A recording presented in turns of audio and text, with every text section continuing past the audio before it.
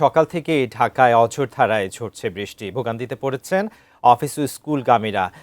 সহকর্মী আবুল কালাম আজাদ আছেন এই মুহূর্তে রাজধানীর আগারগাঁয়ে আবহাওয়া অফিসে, সেখান থেকে বিস্তারিত জানাচ্ছেন তিনি। আবুল কালাম আজাদ, কি অবস্থা দেখছেন রাজধানীর আজকের এই বৃষ্টির পর? সেই সাথে আবহাওয়া অধিদপ্তর কি জানিয়েছে যে কতদিন এই বৃষ্টি অব্যাহত থাকতে পারে? ধন্যবাদ আপনাকে।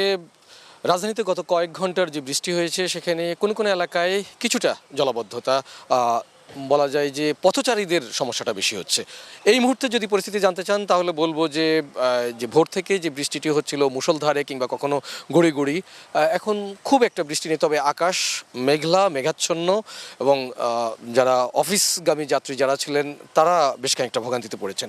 আমি আবহাওয়া অফিসে অবস্থান করছি। কিছুক্ষণ আগেই এখানকার আবহাওয়াবিদ তারা 10টার সময় গণমাধ্যম কর্মীদেরকে একটা বুলেটিন জানিয়েছেন যে দেশের বিভিন্ন অঞ্চলে ঝড়ো আবহাওয়ার পূর্বাভাস দিয়েছে আবহাওয়া অধিদপ্তর। সংস্থাটি জানিয়েছে রাজধানী ঢাকা সহ দেশের 17টি অঞ্চলে আজ দমকা হাওয়া, বজ্রপাত এবং বৃষ্টির সম্ভাবনা রয়েছে।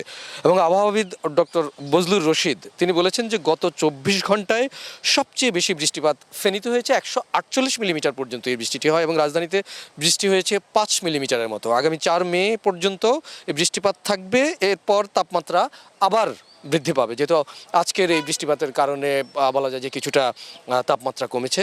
গভীর সঞ্চালনশীল মেঘমালা বিরাজ করায় দেশের সব বিভাগের কোথাও কোথাও ভারী থেকে অতি ভারী বৃষ্টিও হতে পারে, এরকমটি বলছে আবহাওয়া অফিস। আরও বলেছে যে বজ্রপাত, দমকা হাওয়া সহ কখনো কখনো শিলাবৃষ্টি হতে পারে। শিলাবৃষ্টি ফসলের ক্ষতি করতে পারে। আপনি জানেন যে এবং এই ভারী বৃষ্টিপাতের কারণে মহানগরগুলোতে জলাবদ্ধতা হওয়ার সম্ভাবনা রয়েছে। সতর্কতার স্বরূপ সব সমুদ্র বন্দরকেও 3 নম্বর স্থানীয় সতর্ক সংকেত দেখিয়ে যেতে বলা হয়েছে।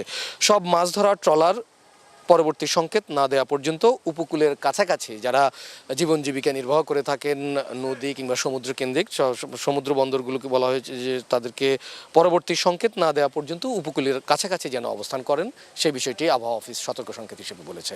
তো এখনকার মতো এই ছিল আমার কাছে সবশেষ।